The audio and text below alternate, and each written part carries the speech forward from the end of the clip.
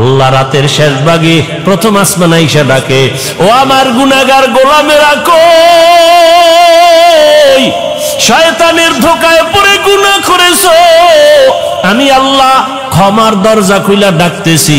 আলা মিন মুস্তাগফিরিন ফাগফির লাহ, আলা মিন মুস্তারজিকিন ফারজুকা। ও গুনাহগারেরা, গভীর রাত, এখন সব অন্ধকার, অন্ধকারে কেউ কাউকে দেখে না, উঠো। ও বান্দা, এখন গাছের পাখিরা পর্যন্ত ঘুমায়, ঘরের মানুষেরাও ঘুমায়, নদীর মাছগুলো ঘুমায়, দোকানগুলো বন্ধ, কোলাহল নাই, নীরবে তুমি একা একা একটু উঠো, ওইটা সুন্দর করে আস্তে করে ওযু বানাও। ও দোকানওয়ালারা, ও ব্যবসায়ী বাবারা, ওরে দোকানদারি কইরা রাত্র 2টা 2:30টায় বাসায় যাও, যাইয়া তুমি ফ্রেশ হইয়া ঘুমায় যাও। তুমি যদি একটু চিন্তা করতা, এই টাইমে তো আমার মালিক আসমানে হাজির হয়ে গেছে, আমাকে ডাকতেছে। কত মানুষ ঘুমাইয়া যায়, উঠতে পারে না, আর তুমি ঠিক টাইমেই যায় বাসায় ঢুকছো। তুমি কি পারলা না ওযু বানাইয়া 2 রাকাত নামাজ পড়া সিজদায় গিয়া যদি কান্না করে বলতা, ও দয়ার মালিক, হারানো গোলাম তোমার দরওয়াজায় হাজির, মেহেরবানি করে তুমি মাফ করে দাও।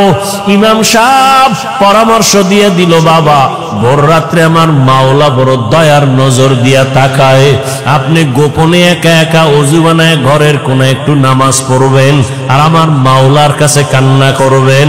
চোখের পানি দেখলে মা বাবার মায়া সন্তানের দিকে বেড়ে যায়, ছাত্রের চোখে পানি দেখলে শিক্ষকের মায়া বেড়ে যায়, আসামির চোখে পানি দেখলে বিচারকের মায়া বেড়ে যায়। ওরে ওদের থেকে আমার আল্লাহর মায়া কি কম? আল্লাহ বলে, গোলাম তোর মা বাবার থেকে আমি মাওলার মায়া যে কত গুণ বেশি। সন্তানের কান্না দেখলে যদি মা বাবার অন্তরে মায়া হয়, ওরে ওই মা বাবায় তো তোরে বানায় না, এত সুন্দর চেহারাটা দিয়া বানাইছি আমি, তোর জবান দিয়া কথা বলার শক্তি দিয়েছি আমি, আরে তোরে খানার ব্যবস্থা করেছি আমি, ঘুমের ব্যবস্থা করেছি আমি। ওরে বান্দা, তুই আমার দেওয়া জবান দিয়া যদি একবার আল্লাহ বলিয়া মোহাব্বতে ডাক দাও, ওরে আমি মাওলার কুদরতি অন্তরে মায়ার জোশ, আমি আল্লাহ পাক রহমতের দরজা দিয়া তোরে ডাক দিয়া নিয়া বলবো, আয় আয়। ওরে চোখের পানিটা যখন তুই ছেড়ে দিবি, আমি আল্লাহর মায়া কেন হবে না? 99 গুণ মায়া নিয়ে আমি তোর দিকে তাকাইয়া থাকি। কখন তুই জিব্বা দিয়ে আমি আল্লাহকে মায়া করে একবার আল্লাহ বলে ডাক দিবি? ইমাম সাহেবের পরামর্শ নিয়া ওই জাহান্নামী গুনাহগার বান্দা রাতের গভীর, আজ রাতে আর ঘুমায় না, রাতের শেষ ভাগে আজকে মালিকের ডাকবে।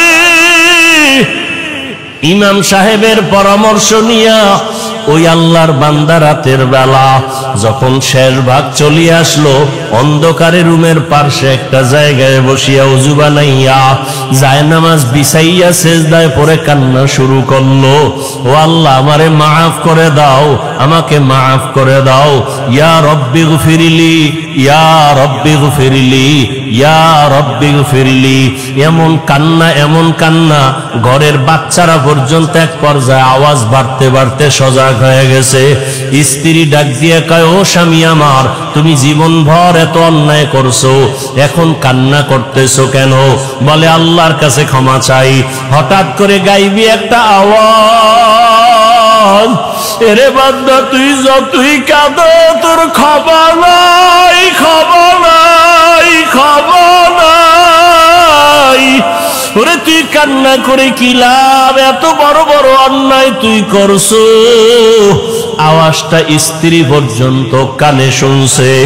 এবার আল্লাহর বান্দা কান্না বন্ধ করে না, আরো জোরে জোরে ফোফায় ফোফায় কান্না করে, আরো জোর লাগায় কাঁদে, আর বলে, ও দয়ার মালিক,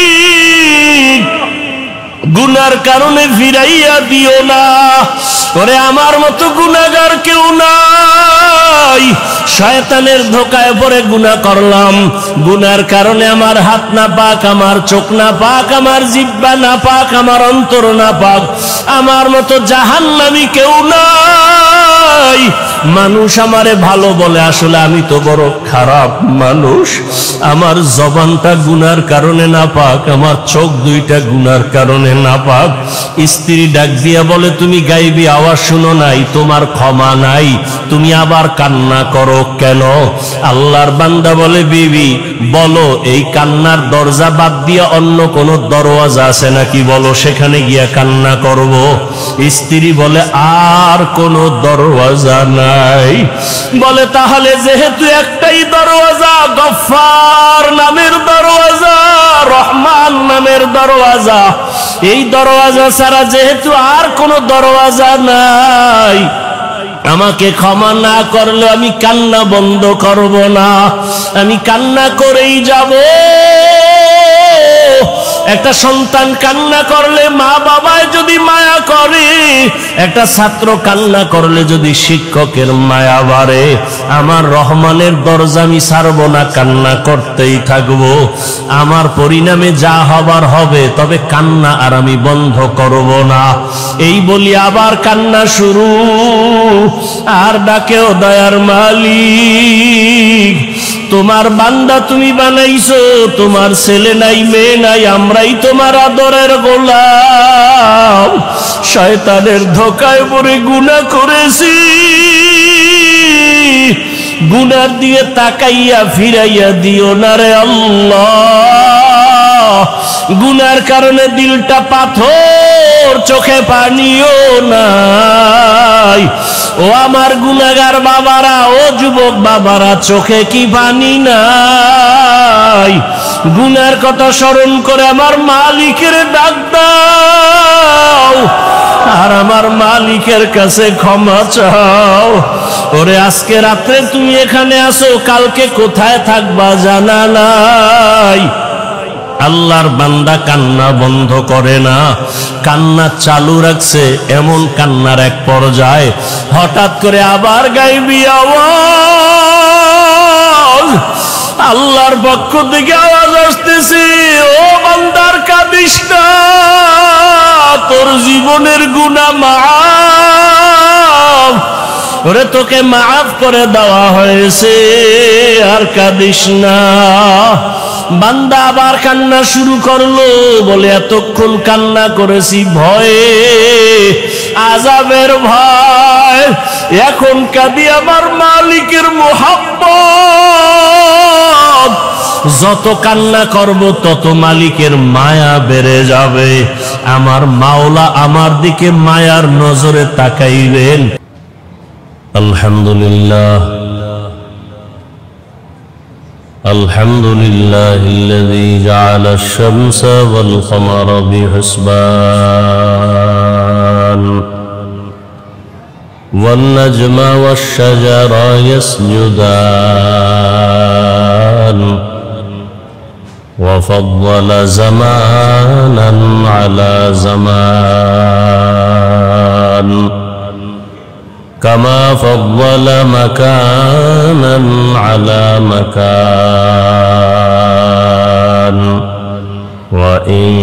وإنسانا على إنسان ونشهد أن لا إله إلا الله وحده لا شريك له لا ضد له ولا ند له ولا مثل له ونشهد أن سيدنا ومولانا محمدا عبده ورسوله اللهم صل على محمد النبي الأمي وعلى آله وسلم تسليما وبعد فأعوذ بالله من الشيطان الرجيم بسم الله الرحمن الرحيم يا أيها الذين آمنوا اتقوا الله ولتنظر نفس ما قدمت لغد واتقوا الله إن الله خبير بما تعملون.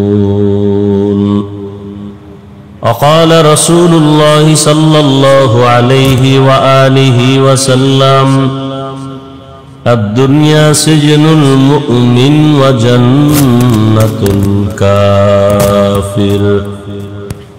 صدق الله مولانا العظيم وصدق رسوله النبي الأمي الكريم ونحن على ذلك من الشاهدين والشاكرين والذاكرين والحمد لله رب العالمين. سبحانك لا علم لنا إلا ما علمتنا إنك أنت العليم الحكيم. رب اشرح لي صدري ويسر لي أمري واحلل عقدة من لساني يفقه قولي. حقیقت کھل جائے گی بوقت امتحان تیرے. حقیقت کھل جائے گی بوقت امتحان تیرے. کہ سستی میں یا محنت میں گزاری زندگی تو نے. کہ سستی میں یا محنت میں گزاری زندگی تو نے. محمد نے آ کر کفر کو مٹایا.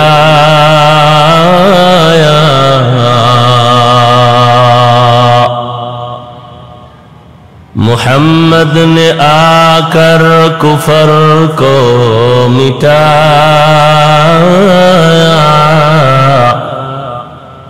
کفر کو مٹا کر صداقت بتایا. کفر کو مٹا کر صداقت بتایا.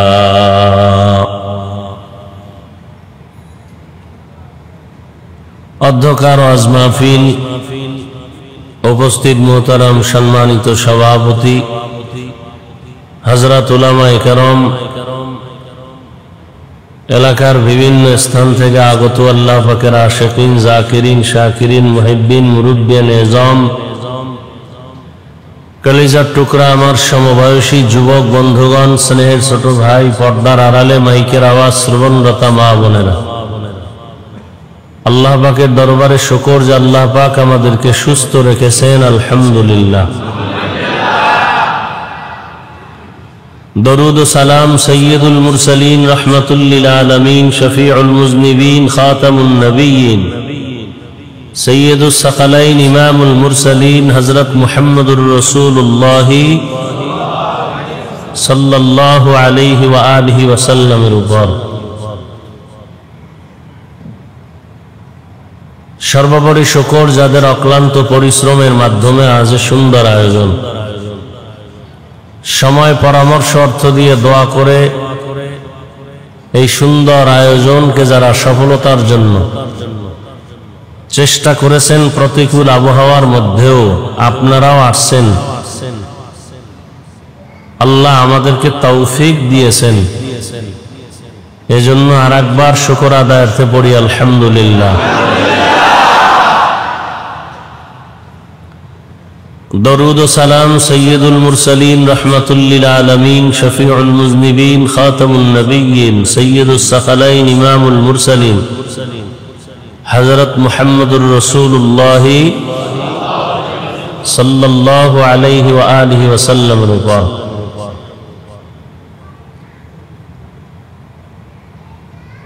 মসজিদের বাহিরে বয়ান করা পরিবেশ একটা, ভেতরে কথা বলার পরিবেশ আর একটা। কারণ পৃথিবীর মধ্যে শ্রেষ্ঠ স্থান কি? মসজিদ। এটা এত বড় দামি যে মসজিদে ঢোকার পরে মানুষ দুনিয়াবি কথা বলা নিষেধ। অর্থাৎ এখানে ঢোকার পরে দুনিয়ার সাথে কোনো সম্পর্ক থাকবে না। এখানে শুধুমাত্র আল্লাহর ঘর, আল্লাহর ইবাদত চলবে। ইস্তিগফার, দরুদ শরীফ, তেলাওয়াত, নফল নামাজ, ফরজ নামাজ আমলের উপরে থাকবে, দুনিয়ার কোনো চিন্তা অন্তরে থাকবে না। এই জন্য ঢুকতেই আমরা মসজিদে দোয়া পড়ি, আল্লাহুম্মা ইফতাহ লি আবওয়াবা, রহমতের সব দরজা তুমি খুলে দাও। অতএব আপনারা এখানে বসছেন, মসজিদের আদব যেন রক্ষা হয়, খুব সাবধান। মসজিদের আদব 1 নাম্বার, উঁচু আওয়াজ না দেওয়া, স্বাভাবিক আওয়াজে কথা বলা।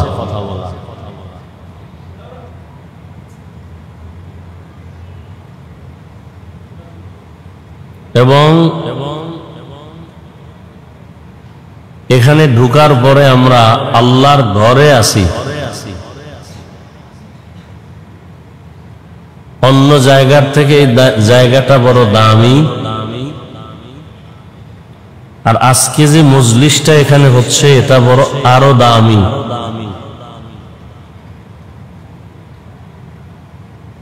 আল্লাহ আমাদেরকে দয়া করে নিয়ে আসছেন এখান থেকে যেন আমরা দামি হয়েই বের হতে পারি।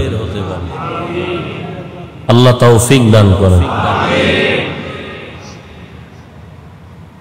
বয়ান কি করব? বয়ান তো আপনারা সবাই জানেন।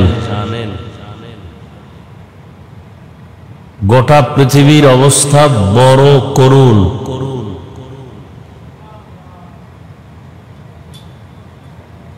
মানবতা নাই বললেই চলে।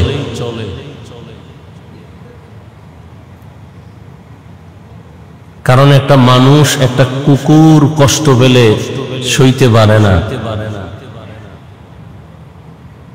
কিন্তু সেই মানুষগুলো এখন পাগলের মতো হয়ে আছে মানুষকে খাওয়ার জন্য, মারার জন্য।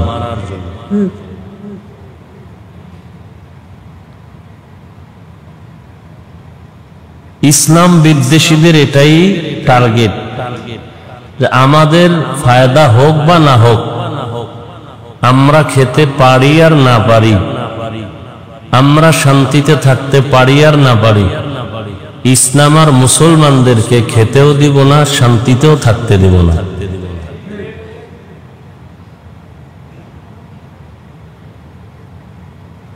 এখন মুসলমানদেরকে শান্তিতেও থাকতে দিবে না, খেতে দিবে না, এটার জন্য পলিসি কি?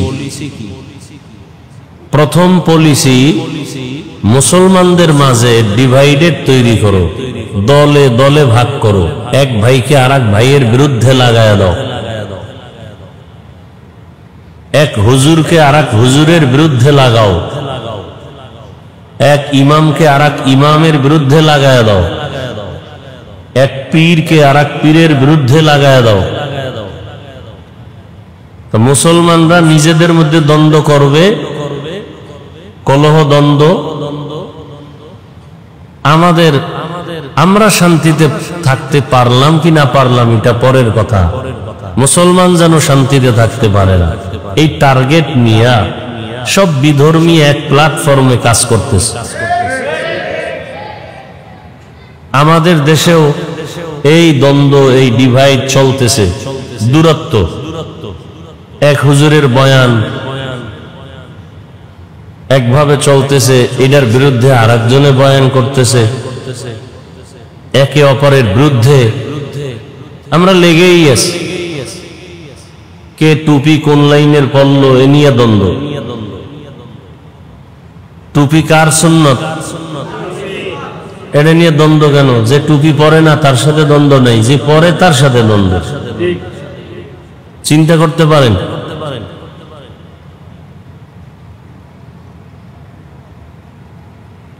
আলহামদুর পরে আমিন আস্তে জোরে নিয়া দ্বন্দ্ব, হাত বুকে বাঁধবেন না নাভির নিচে বাঁধবেন এ নিয়া দ্বন্দ্ব, আছে না নাই?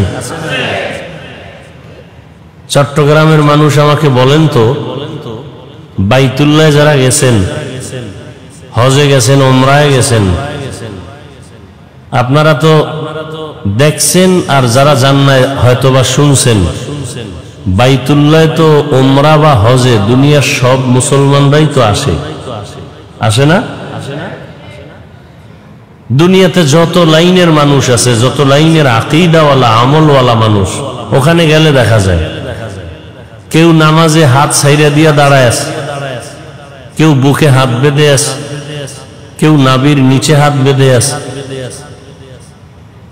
কেউ ঘুমাইছে ইকামত হয়ে গেছে ওইটা নামাজে দাঁড়াইছে আর ওযু লাগে নাই, কেউ আবার নামাজে দাঁড়ায় গেছে, তেলাওয়াত চলতেছে ইমাম সাহেবের, সে মোবাইলে নামাজের ভেতরে কথা বলতেছে, আবার মোবাইল পকেটে রেখে দিছে, নামাজ চলছে। আবার কেউ সেজদায় যাওয়ার সময় পকেট থেকে একটা কাঠের টুকরা বের করে কপালের নিচে দিতেছে, জমিনে সেজদা দিব না, ইবলিস সেজদা করে জমিন নাপাক করছে, এই জন্য কাঠের টুকরা বের করে সেজদায় যাওয়ার আগে। আমি যেটা বুঝাইতে চাই, তাহলে হার লাইনের মানুষ দুনিয়াতে যে আছে মুসলমান, এই সব মানুষ কি বাইতুল্লাহ মদিনায় আসে না নাই? আসে না? আসে না? আসে। আপনি যে গিয়ে নামাজে দাঁড়াবেন, আপনার পাশে একজনের হাত ছাইড়ে দিয়ে দাঁড়ায় আছে, কেউ মোবাইলে কথা বলতেছে, কি নামাজের সামনে দিয়ে দৌড়ায় হাইটা যাইতেছে। আজও পর্যন্ত আপনারা শুনছেন এ নিয়ে তাদের মধ্যে দ্বন্দ্ব হইয়া ঝগড়া হইয়া দুই একজন মারা গেছে?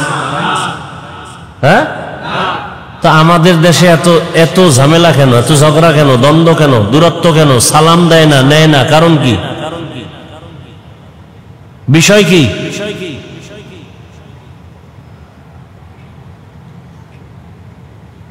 ওখানে দুনিয়ার সব লাইনের মানুষ যার যার হালাতে চলতেছে, কে হাত ছাইড়ে দিল কোনো খবর নেই, কে বুকে বাঁধলো চিন্তা নেই, কে নাভিতে বাঁধলো টেনশন নেই, দ্বন্দ্ব নাই, হাসি মুখে সালাম কালাম চলতেছে, কেউ কারো উপরে হিংসার নজরও দেয় না। আমার দেশে কি বদনজর লাগলো, কি অভিশাপ যে মসজিদের ভিতরে দ্বন্দ্ব, বাহিরে দ্বন্দ্ব, নামাজে দ্বন্দ্ব, প্রত্যেকটা আমলের লাইনে দ্বন্দ্ব, দূরত্ব, ডিভাইড, দলে দলে দলে দলে মানুষ বিভক্ত হয়ে যাইতেছে। কারণ কি? এটা ইহুদিদের, বিধর্মীদের এক সুদূর প্রসারী ষড়যন্ত্রের এক প্রতিফলন। ওরা চায় আমাদেরকে আলাদা আলাদা করে দিবে, দিয়া কি করবে?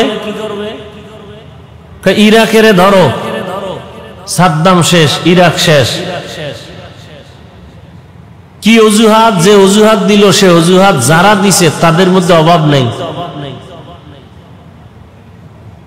কুয়েতকে ধরো, এভাবে একটা একটা মুসলমানকে ধৈর্য ধৈর্য শেষ করতেছে, আর এক মুসলমান দাঁড়ায় না, কারণ এদের মধ্যে আগের থেকেই দ্বন্দ্ব লাগায় রাখছে। আমাদের দেশের হালাত এমনই চলতেছে।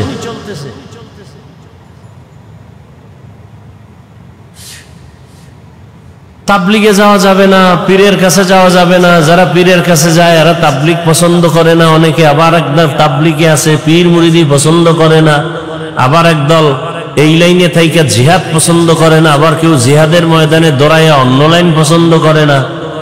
মানে এক মহা সমুদ্রের ভেজালের বেড়াজালে আমরা আবদ্ধ হয়ে আছি।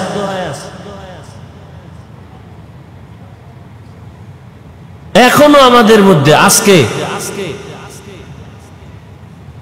হিসাব করেন, খোঁজ নেন, মাথা খাটান, সারা দুনিয়ার মধ্যে মুসলমান বেশি এবং খনিজ সম্পদ মুসলমানের হাতে। মাস্তানি করে বেঈমানেরা, বাহাদুরি করে বেঈমানেরা। কি আমাদের, আচ্ছা বাদ দেন বাহিরের কথা, একটু পরে আমার দেশের হিসাব নেন তো। আমার দেশে তুলনামূলক মাদ্রাসা কম না বেশি? আলেম ওলামা, তাবলিগ, পীর মাশায়েখ, ওলিয়া উলিয়া, মাদ্রাসা বেশি, আলেম ওলামা বেশি, তাবলিগ বেশি, পীর মুরিদি বেশি, সব বেশি, মুসলমানের সংখ্যা বেশি। তাহলে আজকে তো বাংলাদেশের যে পরিস্থিতি, মানুষ তো সবাই আলেমদের দিকে দৌড়াইতো, যে না আলেম ছাড়া আমরা আর কারো কথা মানব না। অনেক কথা শুনছি অনেকের, অন্ধের মতো, এতে শান্তি আসে নাই। এখন ওলামায়ে কেরামদের পথ ছাড়া, মত ছাড়া, তাদের থেকেই রসুলের আদর্শ নিয়ে আমরা চলবো। মানুষ তো এইভাবে একটা আওয়াজ দেওয়া উচিত ছিল কি? বরং সে আগের মতোই আলেমের বিরোধিতা চলছে। অনেক জায়গায় শুনতেছি স্টেজ থেকে আলেমের মাইক টাইনে নিতেছে, বয়ান বন্ধ করে দিতেছে, ইমামকে মসজিদ থেকে বের করে দিতেছে। এই ঘটনা ইদানিং কালে শুনতেছেন না, শুনেন না? কারণ কি? এখানেও আপনাদের দুর্বলতা তো আছেই। আমাদের উলামায়ে কেরামদের একতাবদ্ধতার দুর্বলতাটা আরো বেশি সমস্যা। আর আলেমরা যে এক হবে, এই এক হইতে দেয় না আমাদের এই দেশের আলেমদের ভক্তবৃন্দ যারা অন্ধ, এরা।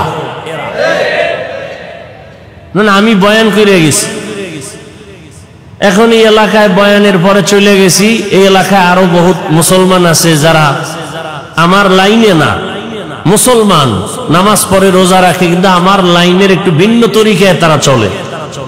তাদের লাইনের হুজুর আসার পরে এরে শুনাইছে, হুজুর হাফিজুর রহমান সাহেব তো এই কথা বলে গেছে, এইটা একটু কঠিন ভাবে আপনি আজকে সাইজ করতে হবে।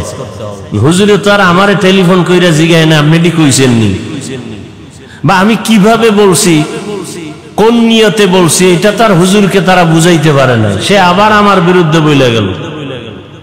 এইভাবে দ্বন্দ্ব লাগায় রাখছে এই আলেম ওলামা হুজুরদের অন্ধ ভক্ত, যেটি এই মূর্খ ধর্মান্ধ, এদের কারণে।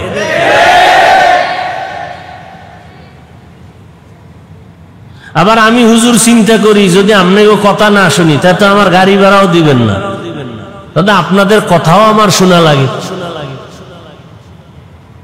আর না হয় নিজে জঙ্গলে গিয়া কাঠ কাইটা বাজারে বিক্রি করে সংসার চালাবো, আর স্বাধীনভাবে কথা বলবো।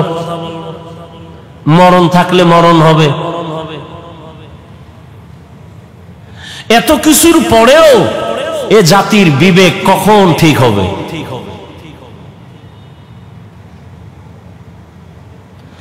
আল্লাহ সব ভাইকে হেদায়েত দান করেন। আমাদের মাঝে এই সব কিছুর মূল কারণটা কি? এখানে যারা আপনারা আসছেন, প্রচন্ড গরম, ওদিকে বৃষ্টি, সব মিলায়া, এরপর আপনারা আগ্রহ ভরে আসছেন, সবাই মুসলমান, দ্বীনের মহব্বতেই আসছেন, কথা ঠিক না?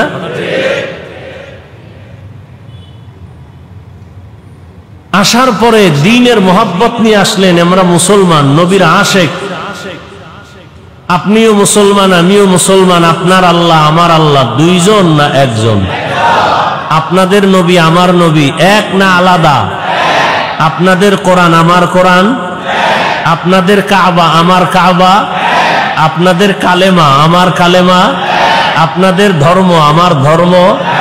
আপনি আমি দুনিয়াতে আসছি, সিস্টেম, বিদায়বেলা কাফনের সংখ্যা হবে, পুরুষের 3 কাফন, মহিলাদের 5 কাফন, কালার হবে আলাদা। কালার হবে কি কি কালার? আমাকে হুজুরদের কালারটা একটু আলাদা হবে, তাবলিগওয়ালাদের কাফনের কালার একটু আলাদা, চরমনেওয়ালাদের কালার আলাদা, মাইজবান্ডারওয়ালাদের কালার আলাদা, সব এক। কি কালার? এখন কালার নিয়েও কিলাকিলি চলে এই জমিন, চলে না? চলে না? বুঝেন এবার আমাকে ইমান কত তাজা। কালার নিয়েও দ্বন্দ্ব, দূরত্ব। কবরের সাইজ না চট্টগ্রামের কবর 1 বিঘাতে একটু বড় হয়? কবরে রাখার পরে প্রশ্ন কয়টা? সবার বেলায় প্রশ্ন একই সিস্টেম না আলাদা আলাদা? একই প্রশ্ন। রবের পরিচয় দাও, ধর্মের পরিচয় দাও, রহমতের নবীর। তুমি কোন দল করো, তুমি কোন পীরের মুরিদ, তুমি কয় টাকার মালিক, তুমি কত নাম্বার শিক্ষিত, এগুলি প্রশ্ন করা হবে? তাহলে আপনার আমার আল্লাহ এক, নবী এক, কোরআন এক, কাবা এক, ধর্ম এক, কালেমা এক, মরণকালের কাফন এক, কালার এক, কবরের সাইজ এক, প্রশ্ন এক, কি আবার কি সব এক। তাহলে আমাদের মাঝখানে এত দূরত্ব কেন? আর আপনাদেরকে আমার বয়ান শুনাইতে হবে কেন? বয়ান তো করবো যারা আল্লাহ চিনে না, নবী চিনে না, কোরআন বুঝে না, হাদিস বুঝে না, কিয়ামত বুঝে না, এদেরকে বয়ান শুনাবো। আপনারা তো, আমি যে আল্লাহ মানি আপনারাও সে আল্লাহ মানেন, আমি যে নবী মানি আপনারাও সে নবী মানেন, তাহলে আপনাদেরকে বয়ান করব কেন?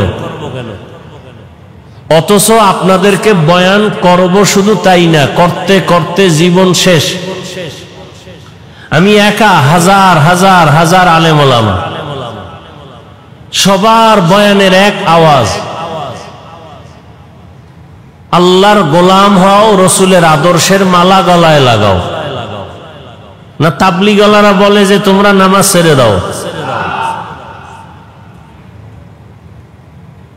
তা আপনারা এখনো নামাজ পড়েন না কেন? রোজা রাখেন না কেন? দাড়ি রাখেন না কেন? টুপি পরেন না কেন?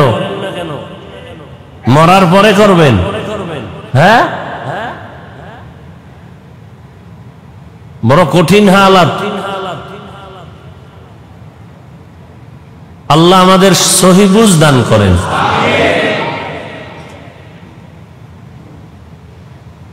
হ্যাঁ, এই সব কিছু আমরা জানি। নামাজ পড়া ফরজ কয় ওয়াক্ত? এই কত ওয়াক্ত নামাজ? সপ্তাহে একদিন, তাহলে প্রতিদিন। মাঝে মাঝে নামাজ ছেড়ে দেওয়ার সুযোগ আছে তো? কি নামাজ ছাড়া যাবে? তা পড়েন না কেন?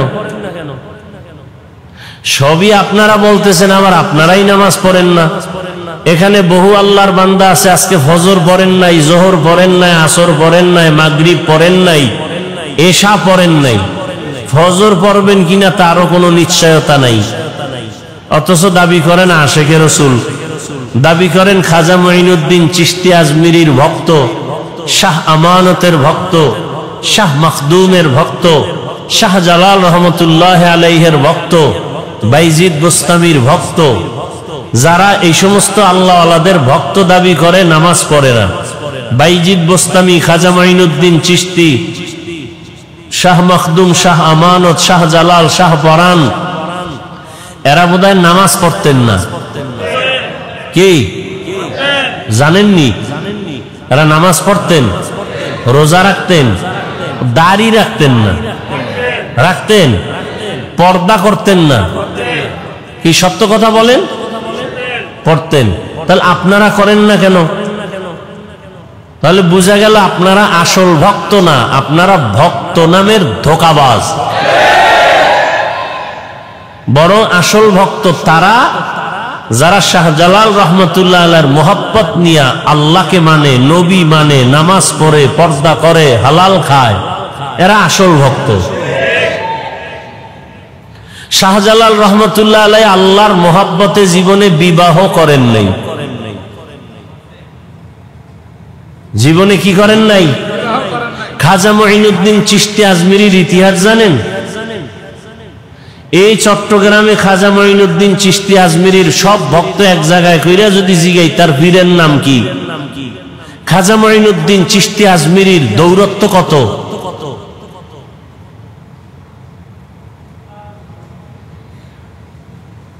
সবকিছু জানার পরেও নামাজ পড়েন না, জানেন মিথ্যা বলা হারাম, তারপরও মিথ্যা ছাড়েন না। এর একমাত্র কারণ দুনিয়ার লোভ। কিসের লোভ? এই যত বড় শাইখুল হাদিস, পীর সাহেব, টুপিওয়ালা, আলেম ওলামা, দুনিয়ার লাইনে দেখেন উল্টা পাল্টা চলাফেরা, কথাবার্তা, শুধু দুনিয়ার লোভ। দুনিয়ার লোভ তিন প্রকার। কয় প্রকার? সম্মানের চেয়ারের লোভ, সম্পদের লোভ, যৌবনের লোভ। এই তিন লোভে বইরা, তিন লোভের কোন একটায় গ্রেফতার হইয়া সমস্ত মানুষ দুনিয়ার পেছনে দৌড়ায়। আল্লাহ গেছে, রসুল বলে গেছে। কয় লোভে পড়িয়া? তিন লোভ। আমি যদি আল্লাহকে মানি, নবী মানি, তো সম্মানের চেয়ার পাবো না। এই চেয়ার পাওয়ার লোভে অনেকে আল্লাহকে মাঝে মাঝে মানে, মাঝে মাঝে মানে না। নবীজির তরিকা মাঝে মাঝে মানে, মাঝে মাঝে ছেড়ে দেয়। কেন? চেয়ার ঠিক রাখার জন্য। আর একটা লোভ হলো টাকা পাওয়ার লোভ। যদি আমি রসুলের আদর্শ মতোই পরিপূর্ণ চলি, তাহলে আমার হাদিয়া, আমার টাকা পয়সা অর্জন হবে না। এই টাকা পাওয়ার আশায় করে অনেকে রসুলের আদর্শ মাঝে মাঝে মনের চাহিদা অনুযায়ী মানে, মাঝে মাঝে ছেড়ে দেয়। আর একটা হলো যৌবনের লোভ। এই ক্ষমতার লোভে পড়িয়া বহু আল্লাহর বান্দারা আল্লাহর থেকে দূরে, টাকার লোভে পড়িয়া বহু আল্লাহর বান্দা বান্দি আল্লাহর রাস্তা থেকে দূরে, যৌবনের লোভে পড়িয়া বহু আল্লাহর বান্দা বান্দি দুনিয়ার পেছনে পাগলের মতো দৌড়ায়। এজন্য সব জায়গায় কথাটা বলি, বাংলাদেশে একটা জেলার নাম আছে গোপালগঞ্জ, আসেনি? ওই জেলার মধ্যে একটা থানার নাম আছে টুঙ্গিপাড়া, শুনছেননি?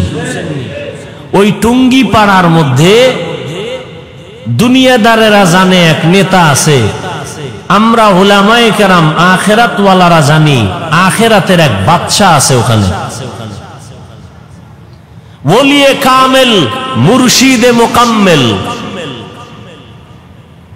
জবরদস্ত আলেম, যেমন তেমন আলেম না, আলেম কুল শিরোমণি, হাজারো লাখো আলেমের ওস্তাদ, এবং দুনিয়ার লাইনে বড় একজন রাজনীতিবিদ, নেতা, পাওয়ারফুল, ওলিয়ে কামেল, মুর্শিদে মোকাম্মেল, হযরতুল আল্লাম শামসুল হক ফরিদপুরি রহমতুল্লাহ আলাইহি।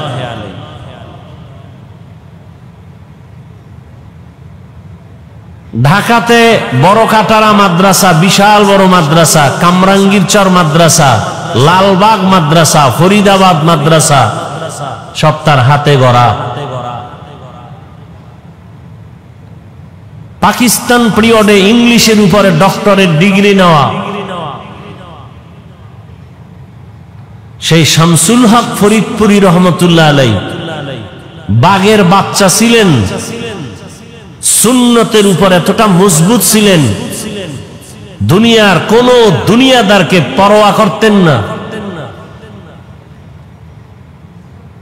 ওই সময় রাজনীতির কোন এক গোলটেবিল বৈঠকে আইয়ুব খানের পক্ষ থেকে একটা মিটিং ডাকা হয়েছিল। কোন এক পর্যায়ে তাকে কিছু নরম কিছু স্বার্থের কথা বলা হয়েছিল। শামসুল হক ফরিদপুরি তখন বলেছিলেন যে আইয়ুব খানের গোলামেরা টাকা দিয়া গরু কিনা যায়, শামসুল হক রে কিনা যায় না। তিনি বয়ানের এক পর্যায়ে অনেকগুলো কিতাব লিখেছেন। তিনি একটা বয়ানের মধ্যে বলে গেছেন, পৃথিবীতে যত মানুষ দেখো সব পাগল। সবাই কি? এমন একজন মানুষ নাই যে পাগল না। ডাক্তার পাগল, ইঞ্জিনিয়ার পাগল, প্রফেসর পাগল, হুজুর পাগল, রিক্সা ড্রাইভার পাগল, ক্ষমতায় যারা আছে পাগল, যারা নাই এরাও পাগল। এক কথায় দুনিয়াতে পাগল ছাড়া কোনো মানুষ নাই। কেউ নারীর পাগল, কেউ গাড়ির পাগল, কেউ ক্ষমতার পাগল, কেউ টাকার পাগল। কি আছে না নাই? দিন রাত নাই, পাগলের মতো দৌড়াচ্ছে, বিদেশ যায়, মা মারা গেছে বাদ দাও, বাপ মারা গেছে বাদ দাও, বিদেশের চাকরি ছাড়া যাবে না। কিসের পাগল? টাকার পাগল, ক্ষমতার পাগল। নামাজে দাঁড়াইয়াও ক্ষমতা, ঘুমের মধ্যে ক্ষমতা, ঘুমের থেকে উঠার পরে ক্ষমতা। যারা যেই জিনিসের পাগল তারা 24 ঘন্টা সেই জিনিস নিয়ে জিকির করে আর ফিকির করে। যে নারীর পাগল তার 24 ঘন্টা জিকির আর ফিকির, বলেন না কেন? যারা গাড়ির পাগল তারা 24 ঘন্টা জিকির আর ফিকির। যারা বাড়ির পাগল 24 ঘন্টা জিকির আর ফিকির, ঢাকাতে বাড়ি আছে এরপরও জিকির ফিকির, চট্টগ্রামে বাড়ি দরকার, আবার জিকির কানাডায় করব, সিঙ্গাপুরে করব, কক্সবাজারে বাড়ি করব। এর কি কিসের পাগল? যে নারীর পাগল তার 24 ঘন্টা ফিকির নারী, যে ক্ষমতার পাগল তার 24 ঘন্টা ফিকির কি? ক্ষমতা। তাহলে দুনিয়ার সবাই পাগল, কেউ ক্ষমতার পাগল, কেউ নারীর পাগল, কেউ টাকার পাগল। এই সব পাগলের মধ্যে একদল উত্তম পাগল আছে, এরা টাকার পাগল না, বাড়ির পাগল না, গাড়ির পাগল না, ক্ষমতার পাগল না, এরা আল্লাহকে পাওয়ার পাগল। কাকে পাওয়ার? যে ক্ষমতার পাগল সে কি চায়? ক্ষমতা। যে নারীর পাগল সে কি চায়? যে টাকার পাগল সে কি চায়? টাকার পাগল এমন হওয়া হইছে বাবার পকেট মারে, মায়ের মারে, এক পর্যায়ে টাকার জন্য মাকে মাইর দেয়, বাবারে জবাই করে। কিসের পাগল? ও কি চায়? টাকা চায়। বাপ না, বাপ সামনে বাধা, বাবারে মারো। আমার দরকার টাকা, মা বাধা হইছে, মাকে মেরে ফেলো। আমার দরকার টাকা, দোকানওয়ালাকে মেরে ফেলো। টাকার পাগল। নারীর পাগল যারা, এরা বলে মা ছাড়বো, বাপ ছাড়বো, আমার নারী ছাড়বো না। দুই রশিতে একজনার ফাঁসি। তাহলে যারা দুনিয়ার পাগল এগো চিন্তা ফিকির দুনিয়া দুনিয়া দুনিয়া, আর যারা আল্লাহর পাগল এরা কি চায়? এরা হাঁটতে চলতে সবসময় খালি কি ফিকির করে? অন্তরে ফিকির আল্লাহ, জবানে জিকির আল্লাহ, উঠতে বসতে শুধু আল্লাহকেই ডাকে। কাকে ডাকে?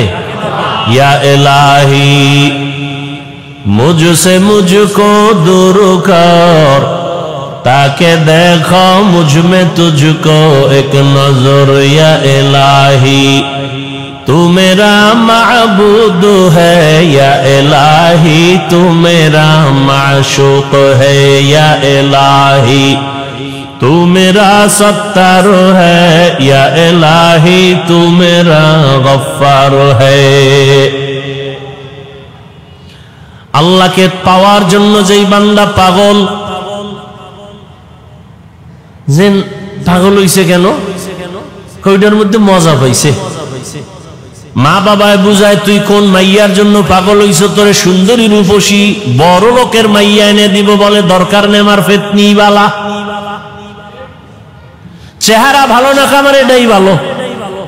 মা বাবায় যত বুঝায় সন্তানেই বুঝ মানতে চায় না, বলে আমি যেই মেয়েটার পিছনে পাগল হয়ে গেছি, ওরে আমার দরকার, তোমারে দরকার নাই, বাবারে দরকার নাই, টাকা লাগবে না, ভিক্ষা করে খাবো, আমার চোখের দেখার পাগল নারীটারে আমার লাগবে।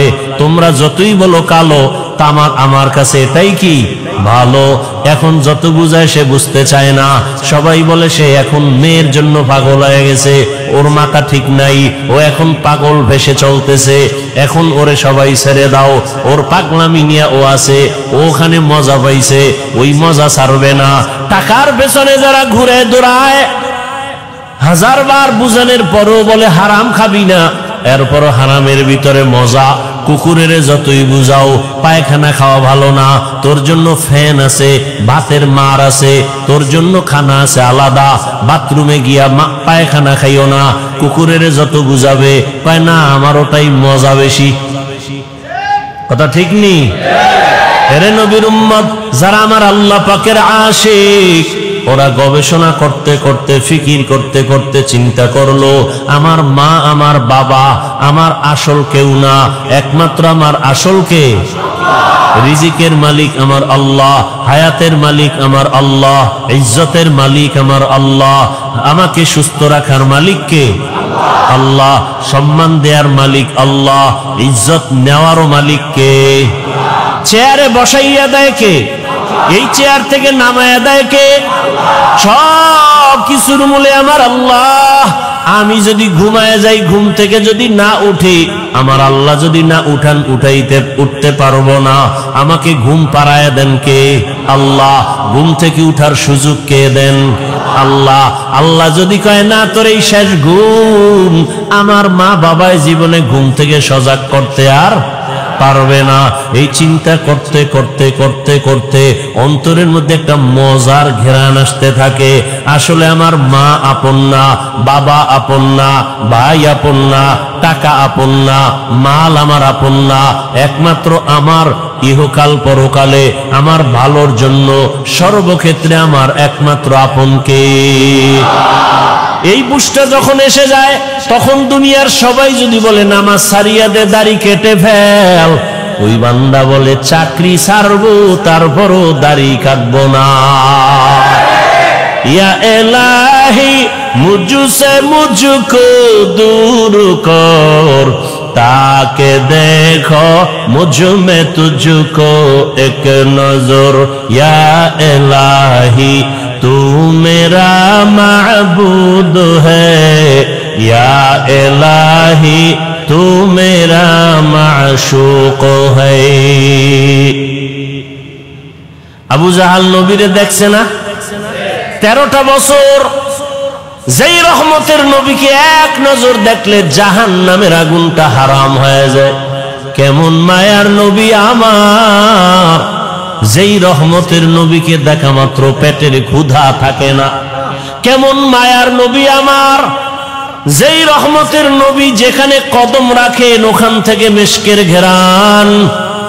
যেই রহমতের নবী আমার, শরীর মোবারক থেকে মিশকের ঘেরান, নবীজির ঘাম থেকে মিশকের ঘেরান।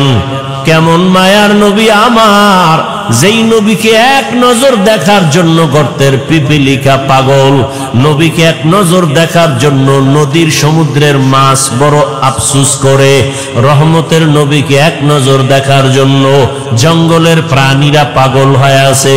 ওই নবীকে একটা নজর দেখবে জাহান্নামের আগুন হারাম হয়ে যাবে।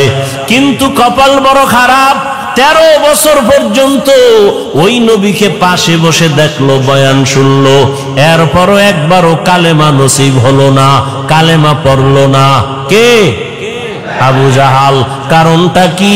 ওর কপাল বড় খারাপ, ও এখন পর্যন্ত দুনিয়ার লোককে কন্ট্রোল করতে পারে নাই। আর অপরদিকে 27 বছরের যুবক তরবারি নিয়ে দৌড়ায় আমার নবীকে জবাই করার জন্য। রহমতের নবীকে জবাই করতে গিয়া একটা নজর চেহারা দেখা তরবারি ফালাইয়া ডাক দিয়া বলে, রহমতের নবী দয়া করে কালেমা রশি আমার গলায় লাগায় দেয়।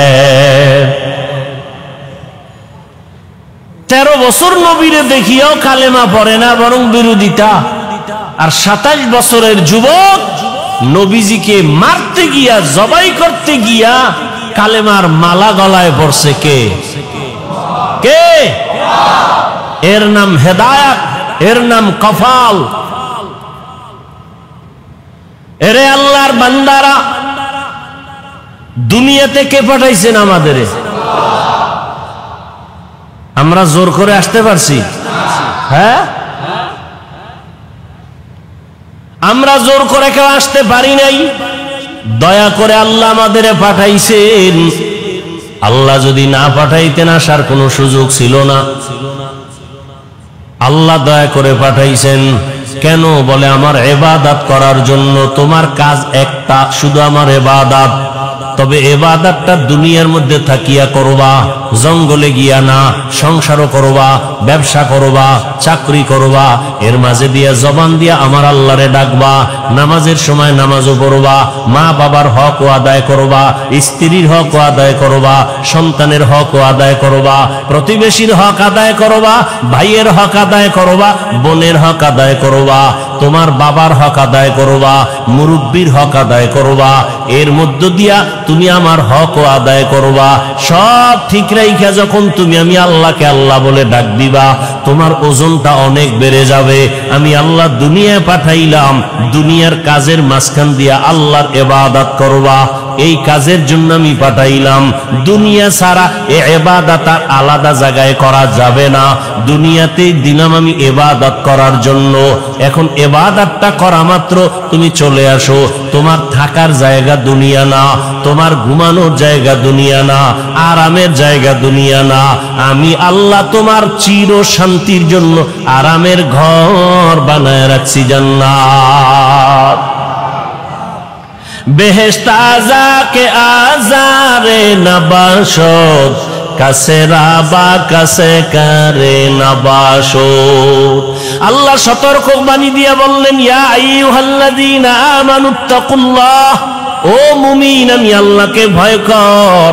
ওয়াল তানজুর নাফসুম মা কদ্দামাত লিগাদিন ওয়াত্তাকুল্লাহ, সামনে তোমার একটা জীবন আছে, ওই জীবন তোমার আসল জীবন। দুনিয়ার জীবনের তোমার কোনো মূল্য নাই, 1 ঘন্টার গ্যারান্টি নাই, 1 সেকেন্ডের কোনো ভরসা নাই। ওরে আল্লাহর বান্দা, তোমার আসল জীবন হলো চক্ষু বন্ধ হওয়ার পরের জীবন। ওই জীবনটা তোমার আসল জীবন, ওই জীবন তোমার অনন্তকালের জন্য। সম্বল সঞ্চয় করছো কিনা ভালো করে নজর নাও। ওয়াত্তাকুল্লাহ, আমি আল্লাহকে ভয় করো। বারবার আল্লাহ ভয় করার কথা কেন বলেন? আল্লাহকে ভয় না করলে মানুষ অন্যায় থেকে দূরে থাকবে না। সন্তান মা বাবারে যদি ভয় না করে, ওই সন্তান মা বাবার সামনে অন্যায় থেকে ফিরবে না। ছাত্র যদি শিক্ষকের ভয় না করে, ওই ছাত্র অন্যায় থেকে ফিরবে না। বিচারকরে যদি আসামি ভয় না করে, ওই আসামি কখনো বিচারকের সামনে অন্যায় করার থেকে ফিরবে না। যেই মানুষ আমার আল্লাহকে ভয় করবে না, ওই মানুষ অন্যায় করা ছাড়বে না, বারবার অন্যায় করবে। আর যেই সন্তান মা বাবাকে ভয় করবে, ওই সন্তানটা গোপনে গোপনে দুই একটা অন্যায় করলো, মা বাবা আসলে অন্যায় থেকে ফিরে যাবে, আর গুনাহ করবে না। মা বাবার শাস্তির ভয়ে ছাত্র মাঝে মাঝে অন্যায় করে, শিক্ষকের বিচারের ভয় আর করে না। ঠিক এই বান্দা, আমার আল্লাহর ভয় যখন অন্তরে আসবে, তখন জীবন দিবে, আল্লাহর বিরুদ্ধে কোনো কাজ করবে না। আর এই আল্লাহর ভয়টা অন্তরে জমা করার জন্য একমাত্র রাস্তা আল্লাহওয়ালাদের সোহবত।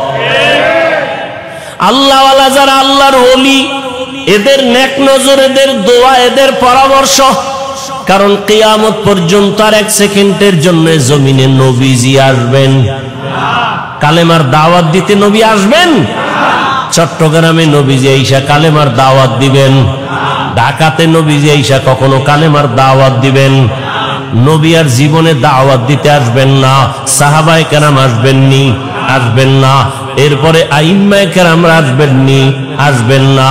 বড় বড় বড় বড় আউলিয়ায়ে কেরামরা আসবেন? খাজা মঈনুদ্দিন আসবেন দাওয়াত দিতে? আর আসবেন না। কিয়ামত পর্যন্ত একমাত্র জান্নাতের পথ পাওয়ার ঠিকানা উলামায়ে আহলে হকের সোহবত। উলামায়ে আহলে হকের সোহবত। এই জন্য আল্লাহ বলেন বারবার, আমাকে ভয় কর। আমাকে ভয় না করলে হাজারো বয়ান শুনবা, তোমার এই বয়ান অন্তরের মধ্যে যাবে না। কারণ তোমার অন্তরে আল্লাহর আযাবের কোনো ভয় নাই। ইন্নাল্লাহা খাবীরুম বিমা তা'মালুন, তুমি যা করো এই বিষয়ে অগ্রিম সবকিছু কে জানেন? আল্লাহকে ফাঁকি দেওয়া যাবে?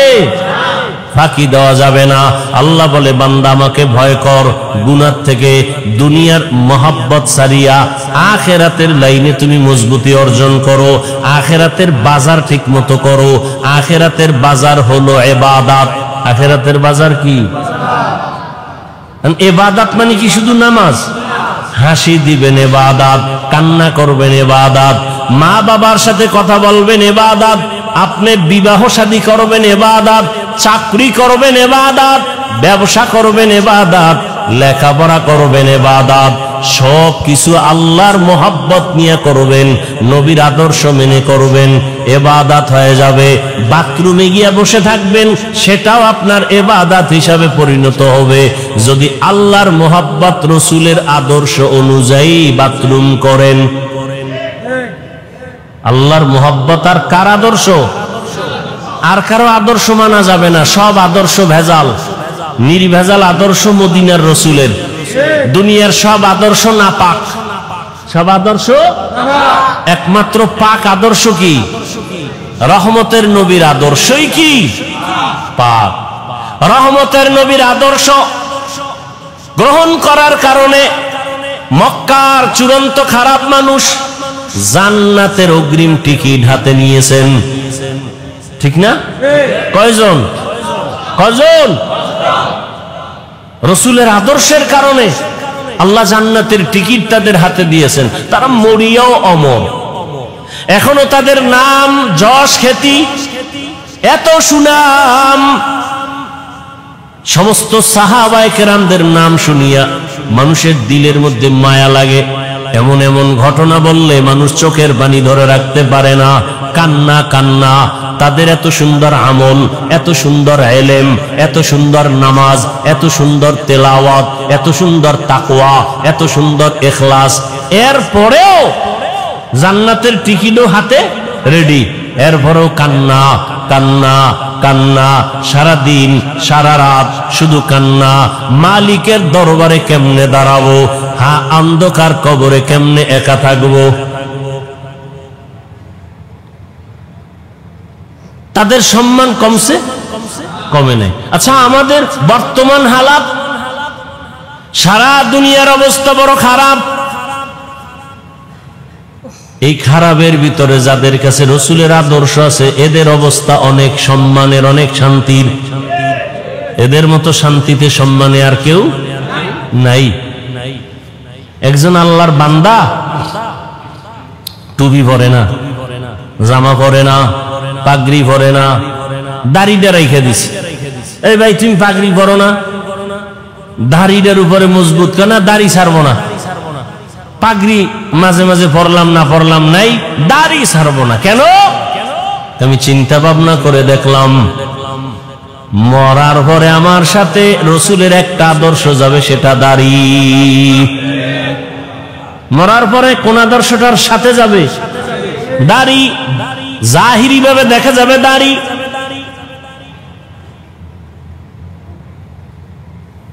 এটাই রসুলের আদর্শের প্রতীক। এই জন্য রহমতের নবী তার আদর্শর বয়ান দিয়া মানুষকে এমন ভাবে দ্বীনের দিকে আকৃষ্ট করে ফেললেন। দুনিয়ায় থাকিয়া আখিরাতের বাজার করো। এই যে বাজারে দোকানদারি ব্যবসা করে, এটা কি নিষেধ? বাজারে যাও, বাজারে যাইয়াও, দুনিয়ার বাজারে গিয়াও আখিরাতের বাজার করো। কেমনে? যখন তুমি দুনিয়ার বাজারে যাও জরুরত সারার জন্য, রাস্তার ডানে হাঁটো, নজর নিচের দিকে রাখো। তোমার দোকানে কাজ সাইরা তাড়াতাড়ি আবার বাসায় চলে যাও। বাজারে সব বেশি সময় কাটায়ও না, কারণ দুনিয়াতে যত খারাপ জায়গা আছে, নবীজি বলেন এর থেকে সব থেকে খারাপ জায়গা কি? বাজার। বাথরুম খারাপ না, কি খারাপ? বাথরুমের খারাপ না বলিয়া নবীজি বাজারকে খারাপ বললেন কেন?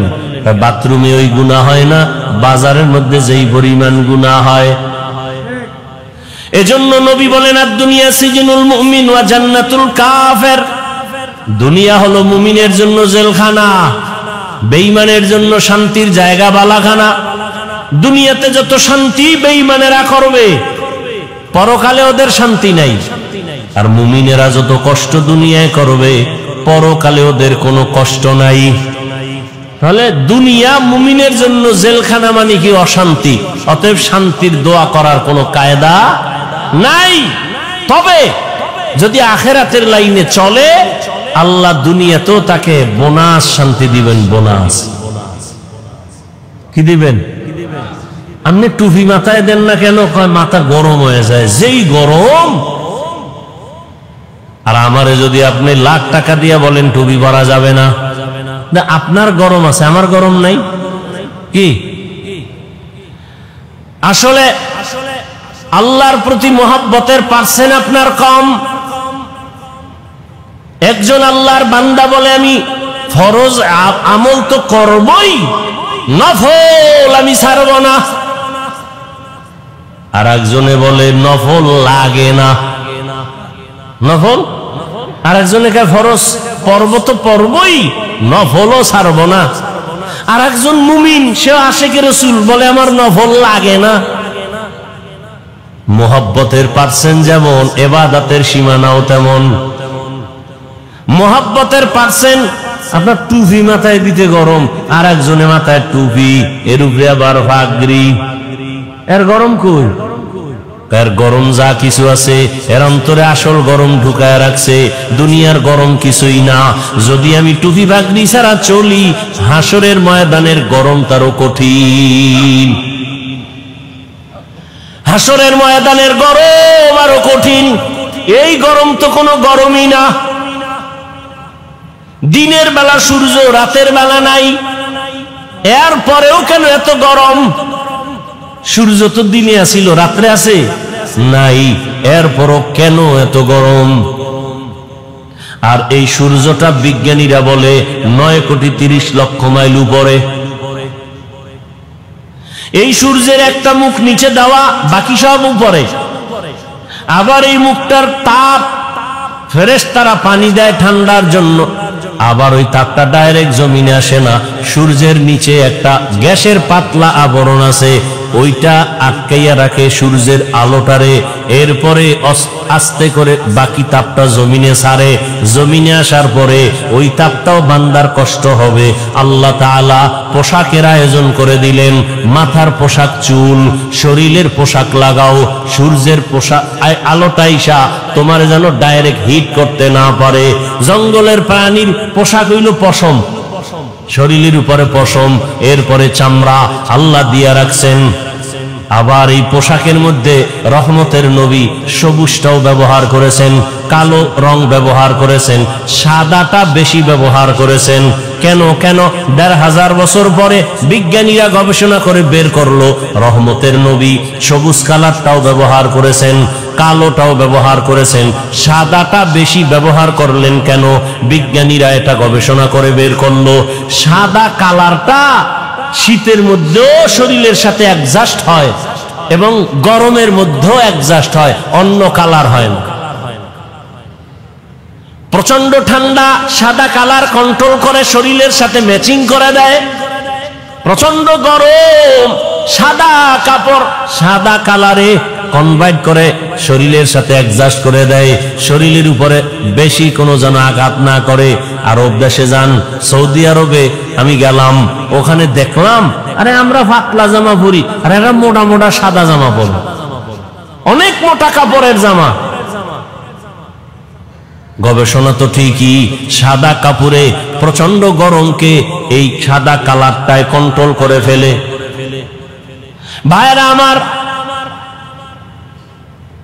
সারা দুনিয়ার মানুষকে আল্লাহ পাঠাইছেন দুনিয়ার জায়গায় ইবাদত করার জন্য, তোমার কাজ ইবাদত।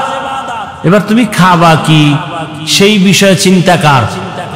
আল্লাহ কয় কি খাবি ওই চিন্তা পরে করো কেন, তোরে পাঠাবার আগেই তো এটা কমপ্লিট করে রাখছি, তো এই চিন্তা করো কেন? এটা যদি করতি নাই না আগেই তো করে দিস। তুই দুনিয়াতে বাঁচবি কত ঘন্টা, কত লোকমা খানা তোর মুখে যাবে সব বরাদ্দ, কত ডোক পানি তুই পান করবি সব লেখা, কত ঘন্টা তুমি ঘুমাইবা তাও সিলেক্ট করে রাখছেন আমার আল্লাহ, সব তোমার রিজার্ভে আছে। তুমি একবেলা খাও নাই, ওটা তোমার জন্য রিজার্ভে নাই, তোমার একবেলা খানা হবে না, সব আল্লাহ রেডি করে দুনিয়ায় পাঠাইছেন। দুনিয়ার তোমার আলোর দরকার, আগে সূর্য বানাইছেন, তোমার চলার জায়গা দরকার, জমিন বানাইছেন, পানির দরকার, সমুদ্রের পানি, ওদিকে বৃষ্টির পানি, সব ব্যবস্থা করে দিয়ে আল্লাহ বলেন তোমার একটাই কাজ আমার ইবাদত। দুনিয়ার সব মানুষ 24 ঘন্টা ইবাদত করে, 24 ঘন্টা কি করে? আল্লাহ সূর্য ডারে চাঁদকে ক্যালেন্ডার বানায় দিছেন, 24 ঘন্টা দুনিয়ার মানুষ নামাজে আছে। আমরা এখন পড়ি নামাজ, এর 5 মিনিট, এর আধা ঘন্টা পরে আর এক দেশে নামাজ শুরু, এর 1 ঘন্টা পরে আর এক জায়গায় নামাজ শুরু, আবার 3 ঘন্টা পরে সৌদি আরবে শুরু। হ্যাঁ, এইভাবে টোটাল দুনিয়াটাকে আল্লাহ পাক ক্যালেন্ডারের সাথে সূর্য, অর্থাৎ আল্লাহর ইবাদত এক টাইমে করবে না, দুনিয়াতে 24টা ঘন্টাই বান্দা আমার ইবাদত করবে, 1 সেকেন্ড যেন ইবাদত থেকে খালি না থাকে। আমরা রাত্রে ঘুমাইছি, নামাজ পড়ি না, রেস্টে আছি, ইবাদত থেকে একটু জাহিরি ভাবে ইবাদত থেকে আমরা একটু রেস্টে আছি, চুপচাপ। আল্লাহ কয় দুনিয়ার অন্য জায়গায় তো তোমার মতো বান্দা বান্দিরা ইবাদত করতেছে, সেখানে সূর্য আছে, রাত না। এখন তুমি যদি বলো ওই আরব দেশের যখন নামাজ পড়ে আমি তখন পড়ব, এই চিন্তা যদি লেবানন করে, লন্ডন করে, আমেরিকা করে, তাহলে ইবাদত এক টাইম হবে আর এক টাইম হবে না। আল্লাহ কয় না না, আমি পাঠাইছি ইবাদতের জন্য। 24 ঘন্টার সেকেন্ডে সেকেন্ডে সারা দুনিয়ার মানুষ ইবাদত করবে। এজন্য রাত আমি ঘুরায় ঘুরায় দিছি, দিন আমি ঘুরায় ঘুরায় রাখছি। সূর্যটা ঘুরে ঘুরে আলো দেয়, ঘুরে ঘুরে আলো দেয়। এখানে রাত, ওখানে দিন, ওখানে দিন, এখানে রাত, ঠিক নেই? আল্লাহ নিজাম করে দিলেন, সিস্টেম করে দিলেন, তার বান্দারা সব সময় ইবাদতের মধ্যে থাকবে। ওই আল্লাহর ইবাদতের জন্য বান্দা, তোমাকে বড় পীর, মাওলানা, মুফতি, মুহাদ্দিস, এমএ পাস, বিএ পাস করা লাগবে না। তোমার অন্তর পরিশুদ্ধ করা লাগবে, অন্তর গুনাহমুক্ত করতে হবে। আর অন্তরকে যদি গুনাহমুক্ত করতে চাও, এই জমিনের মধ্যে একা একা সম্ভব না। অন্যের মাধ্যমে তোমার অন্তর পরিশুদ্ধ করো। অন্যের মাধ্যম অন্য কারা? একমাত্র নবীজির আদরের বন্ধু উলামায়ে আহলে হক। সমস্ত উলামায়ে আহলে হক ওয়ারাসাতুল আম্বিয়া, আম্বিয়া কেরামের ওয়ারিস। আলেম ওলামা ছাড়া আমার রসুলের আর কোন আপন বন্ধু কেউ নাই। অতএব এদের কথা শুনে আমল করো। নবী বলেন এদের কথা শুনে যদি চলো, আমি রসুল তোমার উপরে খুশি। আল্লাহ কয় রসুল যার উপরে খুশি, আমি আল্লাহ তার উপরে খুশি। আর আমি আল্লাহ যার উপরে খুশি, সে বিনা হিসাবে জান্নাতি। আতিনা ফি দারে দুনিয়া না হাসান, আতিনা ফি দারে উকবা না হাসান, ইয়া গিয়াসাল মুস্তাগীসিন ইহদিনা লাফতিখারা বিল উলুমে ওয়াল গিনা। আল্লাহর ইবাদতের জন্য নিজেকে আত্মসমর্পণ করে দাও। আমি যে যত কাজ করব সব আমার আল্লাহর রাজি খুশি অনুযায়ী হতে হবে। ইন্না সালাতি ওয়া নুসুকি ওয়া মাহইয়ায়া ওয়া মামাতি লিল্লাহি রাব্বিল আলামিন। ইব্রাহিম নবী দোয়া করলেন, আমার নামাজ, আমার কুরবানি, আমার বেঁচে থাকা, আমার মরে যাওয়া কার জন্য? আল্লাহর জন্য আমি বেঁচে আছি। আল্লাহর জন্য বেঁচে আছি মানে যতক্ষণ বেঁচে আছি আমি আল্লাহর হুকুম অনুযায়ী চলবো। আমার ব্যবসা বাণিজ্য সবকিছু আমার আল্লাহর জন্য। আমার নামাজ, আমার রোজা, আমার তেলাওয়াত, আমার জিকির, আমার সব ব্যবসা বাণিজ্য কার জন্য? আল্লাহর জন্য। যারা ব্যবসা করবে ওই ব্যবসায়ী বান্দা কোনোদিন কাস্টমারের সাথে মিথ্যা কথা বলবে না। আল্লাহর জন্য যারা ব্যবসা করবে কোনদিন কাস্টমারকে মাপে কম দিবে না। 2 নাম্বার মালের 1 নাম্বার বলবে না। কোনদিন কোন আল্লাহর বান্দা বান্দির সাথে ধোঁকাবাজি করবেন। আর এমন ব্যবসায়ীকে রসুল বলেছেন, আমি রসুলের সাথে তুমি জান্নাতে থাকবা। তাহলে আল্লাহ পাক বুঝাইলেন, দুনিয়ার মধ্যে থাকিয়া আখেরাতের বাজার করো। আখেরাতের বাজার যদি করতে চাও, দুনিয়ার রং তামাশায় তোমাকে গ্রাস করে ফেলতে পারে, তবে আমার ভয় অন্তরে জমা রাখো। আমার ভয়টা যদি অন্তরে জমা রাখো, দুনিয়ায় তোমাকে আকৃষ্ট করতে পারবে না। তবে একা একা পারবা না। যাদের মধ্যে আল্লাহর ভয় আছে তাদের সাথে সম্পর্ক লাগায় দাও। আল্লাহর ওলি জমিনে আছে যারা নামাজ ছাড়া 1 সেকেন্ড সময় কাটায় না। নামাজের সময় নামাজ, বাকি টাইম জিকির, তেলাওয়াত। এই মানুষগুলোর চেহারা দিয়ে যতক্ষণ তাকাইবা তোমার অন্তরে শুধু আল্লাহর কথাই মনে পড়বে, দুনিয়ার কোনো চিন্তা তোমার অন্তরে থাকবে না। এমন আল্লাহওয়ালাদের নজর লাগাও, তোমার অন্তরটা ধোলাই হয়ে যাবে। আল্লাহওয়ালাদের নজর যখন তোমার ভেতরে আসবে, আল্লাহওয়ালাদের দোয়াও চলতে থাকবে। এক পর্যায়ে দেখবা এখন তোমার নামাজ ভালো লাগে না, তখন তোমার আজান হলে আর ব্যবসা ভালো লাগবে না। এখন তো আজান হয়ে গেছে, দোকানওয়ালা ভাই চলেন নামাজে, একটু পরে যাই, কাস্টমার বিদায় দিয়ে নেই। এখন বিদায় দিতে দিতে জামাত শেষ, এরকম হয় না? কিন্তু আল্লাহওয়ালাদের সাথে যাদের গভীর সম্পর্ক, এদের অবস্থা দিন দিন শুধু পরিবর্তন হয়। এক পর্যায়ে দেখা যায় একটা সুন্দর করে সাইনবোর্ড বানায় লেখছে নামাজের বিরতি, দোকান বন্ধ। এক সময় কাস্টমারের ঝামেলায় জামাতে যায় না, আর এখন আলাদা সাইনবোর্ড বানাইছে নামাজের বিরতি, দোকান বন্ধ।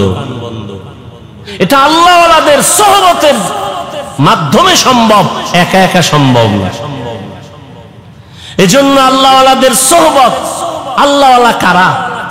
বাংলাদেশে তো আল্লাহওয়ালাদের অভাব নাই, তবে সহজ কথা, যার কথা শুনলে, যার কাছে বসলে গুনাহ সারা সহজ হয়, নেক আমল করা সহজ হয়, এমন আল্লাহওয়ালা আসল আল্লাহ।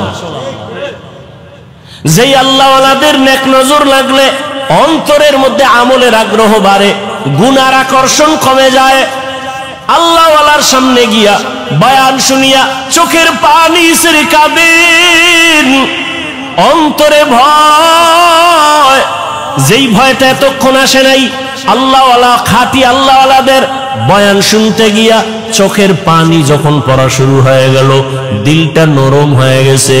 আল্লাহওয়ালার বয়ান শুনিয়া কেমন যেন এখন আর ব্যবসা ভালো লাগে না, চাকরি ভালো লাগে না, এখন আর দুনিয়াদারি ভালো লাগে না।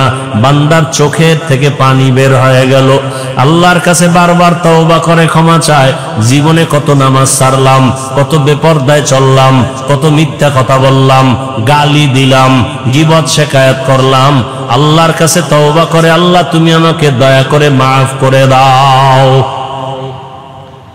ভাইরা আমার, মানুষের জীবনের একটা পর্যায়ে আসিয়া নিজে নিজে একটা পেরেশানির মধ্যে পড়ে, আরে একদিন তো মরে যাব, এই একটা চিন্তা চলে আসে একটা সময়, আমি তো মরব, তো কি উপায় হবে আমার, করলাম কি জীবনে। এক আল্লাহর বান্দা জীবন ভর শুধু গুনাহ গুনাহ গুনাহ গুনাহ।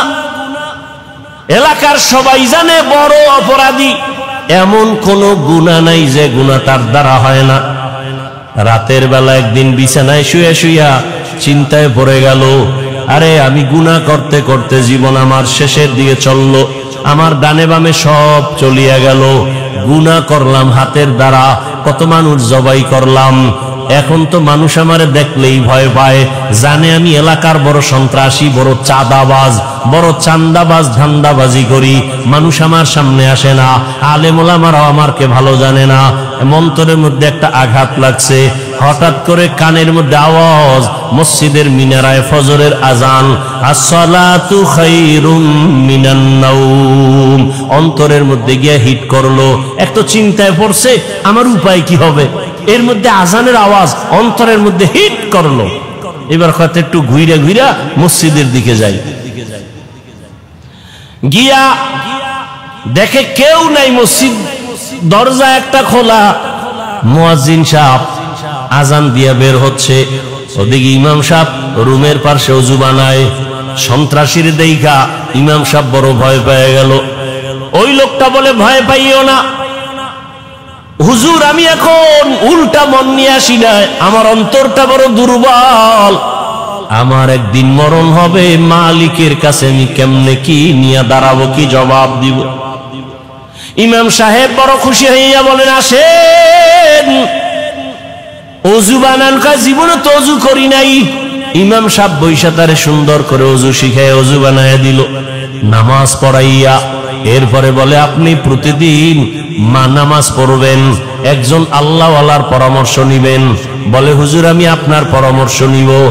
আর গভীর রাত যখন হয়, আমার মাওলা তখন দরজা তওবার খুলে বান্দাকে ডাকে।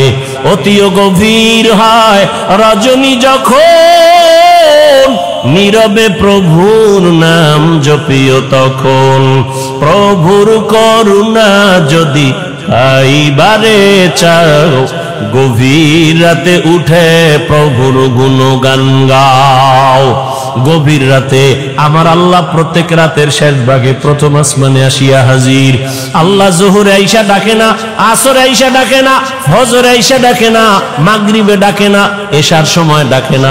আল্লাহ রাতের শেষ ভাগে প্রথম আসমানে আইসা ডাকে, ও আমার গুনাহগার গোলামেরা কই, শয়তানের ধোকায় পড়ে গুনাহ করেছো, আমি আল্লাহ ক্ষমার দরজা খুইলা ডাকতেছি, আলা মিন মুস্তাগফিরিন ফাগফির লাহ, আলা মিন মুস্তারজিকিন ফারজুকা। ও গুনাহগারেরা, গভীর রাত, এখন সব অন্ধকার, অন্ধকারে কেউ কাউকে দেখে না, উঠো। ও বান্দা, এখন গাছের পাখিরা পর্যন্ত ঘুমায়, ঘরের মানুষেরাও ঘুমায়, নদীর মাছগুলো ঘুমায়, দোকানগুলো বন্ধ, কোলাহল নাই, নীরবে তুমি একা একা একটু উঠো, ওইটা সুন্দর করে আস্তে করে ওযু বানাও। ও দোকানওয়ালারা, ও ব্যবসায়ী বাবারা, ওরে দোকানদারি কইরা রাত্র 2টা 2:30টায় বাসায় যাও, যাইয়া তুমি ফ্রেশ হইয়া ঘুমায় যাও। তুমি যদি একটু চিন্তা করতা, এই টাইমে তো আমার মালিক আসমানে হাজির হয়ে গেছে, আমাকে ডাকতেছে। কত মানুষ ঘুমাইয়া যায়, উঠতে পারে না, আর তুমি ঠিক টাইমেই যায় বাসায় ঢুকছো। তুমি কি পারলা না ওযু বানাইয়া 2 রাকাত নামাজ পড়া সিজদায় গিয়া যদি কান্না করে বলতা, ও দয়ার মালিক, হারানো গোলাম তোমার দরওয়াজায় হাজির, মেহেরবানি করে তুমি মাফ করে দাও। ইমাম সাহেব পরামর্শ দিয়ে দিল, বাবা ভোর রাত্রে আমার মাওলা বড় দয়ার নজর দিয়া তাকায়, আপনি গোপনে একা একা ওযু বানায় ঘরের কোণে একটু নামাজ পড়বেন, আর আমার মাওলার কাছে কান্না করবেন। চোখের পানি দেখলে মা বাবার মায়া সন্তানের দিকে বেড়ে যায়, ছাত্রের চোখে পানি দেখলে শিক্ষকের মায়া বেড়ে যায়, আসামির চোখে পানি দেখলে বিচারকের মায়া বেড়ে যায়। ওরে ওদের থেকে আমার আল্লাহর মায়া কি কম? আল্লাহ বলে, গোলাম তোর মা বাবার থেকে আমি মাওলার মায়া যে কত গুণ বেশি। সন্তানের কান্না দেখলে যদি মা বাবার অন্তরে মায়া হয়, ওরে ওই মা বাবায় তো তোরে বানায় না, এত সুন্দর চেহারাটা দিয়া বানাইছি আমি, তোর জবান দিয়া কথা বলার শক্তি দিয়েছি আমি, আরে তোরে খানার ব্যবস্থা করেছি আমি, ঘুমের ব্যবস্থা করেছি আমি। ওরে বান্দা, তুই আমার দেওয়া জবান দিয়া যদি একবার আল্লাহ বলিয়া মোহাব্বতে ডাক দাও, ওরে আমি মাওলার কুদরতি অন্তরে মায়ার জোশ, আমি আল্লাহ পাক রহমতের দরজা দিয়া তোরে ডাক দিয়া নিয়া বলবো, আয় আয়। ওরে চোখের পানিটা যখন তুই ছেড়ে দিবি, আমি আল্লাহর মায়া কেন হবে না? 99 গুণ মায়া নিয়ে আমি তোর দিকে তাকাইয়া থাকি।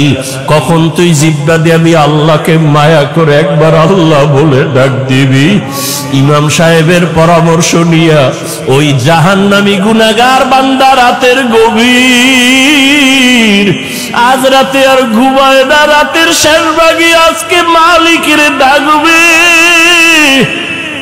ইমাম সাহেবের পরামর্শ নিয়া ওই আল্লাহর বান্দা রাতের বেলা যখন শেষ ভাগ চলে আসলো, অন্ধকারে রুমের পাশে একটা জায়গায় বসিয়া ওযু বানাইয়া জায়নামাজ বিছাইয়া সিজদায় পড়ে কান্না শুরু করলো, ও আল্লাহ আমারে মাফ করে দাও, আমাকে মাফ করে দাও, ইয়া রব্বি গফিরলি, ইয়া রব্বি গফিরলি, ইয়া রব্বি গফিরলি।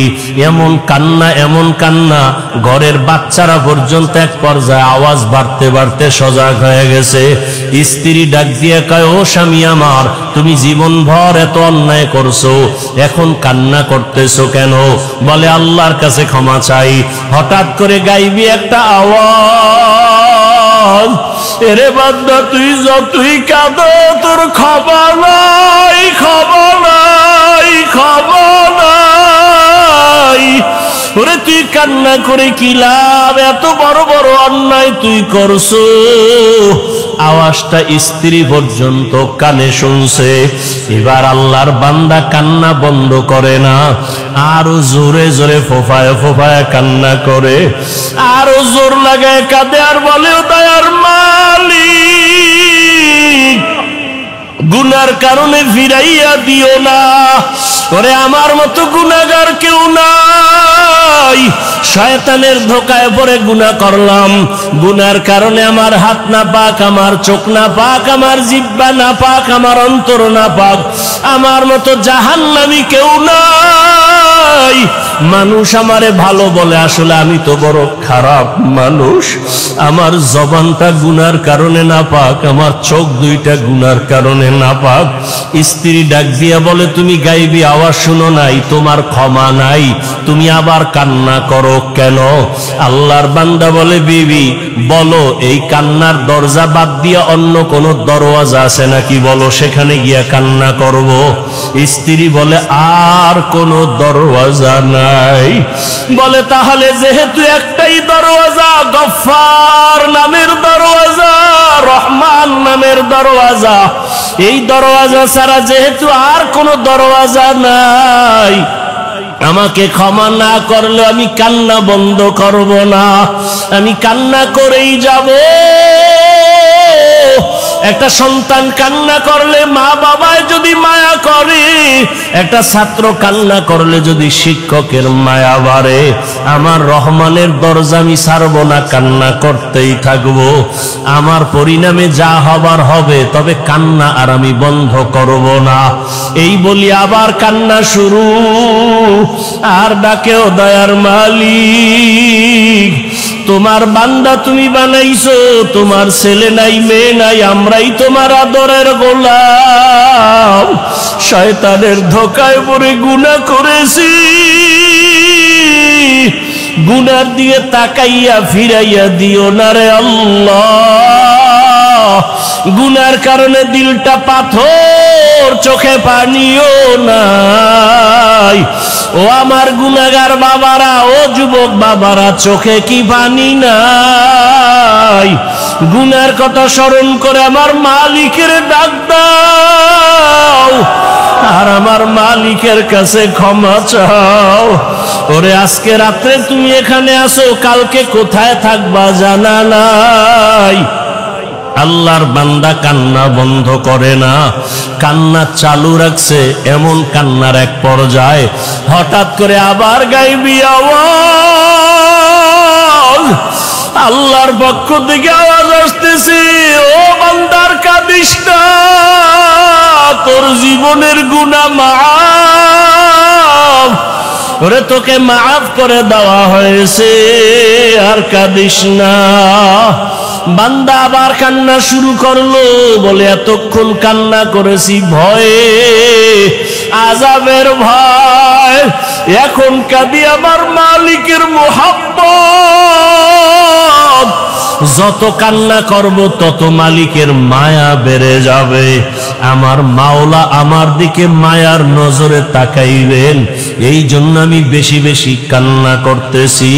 ও আল্লাহর বান্দারা, দুনিয়ার রং তামাশায় পড়িয়ে তো গুনাহ কম করো নাই। মনে চাইছে দাড়ি কাটবা, কেটে ফেলেছো, কেউ বাধা দিছে মানো নাই। মনে চাইছে নামাজ পড়বা না, কেউ বুঝাইছে নামাজ পড়ো নাই। মনে চাইছে সারা রাত মোবাইলে গুনাহ করবা, কারো বাধা মানো নাই। মনে চাইছে পার্কে ঘুরবা, পার্কে দৌড়াইছো, কারো বাধা মানো নাই। আরে কয়দিন এইভাবে চলবা, আজরাইলের হাতে কি ধরা পড়বা না? ওরে ঘুমের মধ্যেও তো কত মানুষ মরিয়া যায়, পানির তো ভেতরে কত মানুষ ডুবিয়া যায়, গাড়ির নিচে পড়িয়া কত মানুষ মরিয়া যায়। ওরে কয়েকদিন আগে বিমানে আগুন লাগিয়া কত প্রাণ চলিয়া গেল। ও আল্লাহর বান্দা, ঘুমের ঘরে কত অসুস্থ হঠাৎ মানুষ, ভালো মানুষ অসুস্থ হইয়া মরিয়া যায়। এখনো কি গুনাহ ছাড়বা না? তওবা করো, অন্তরটাকে দিয়ে আমার মালিকের ডাক দাও মনে মনে, আর বলো, হে আল্লাহ, এই মজলিসের মধ্যে আমার মতো গুনাহগার বোধহয় কেউ নাই। আমার গুনার খবর আমার মা জানে না, ভাই জানে না, স্ত্রী জানে না, সন্তানেরা জানে না। ও আল্লাহ, কত গুনাহ করেছি, আজকে থেকে তওবা করতেছি, আর গুনাহ করব না।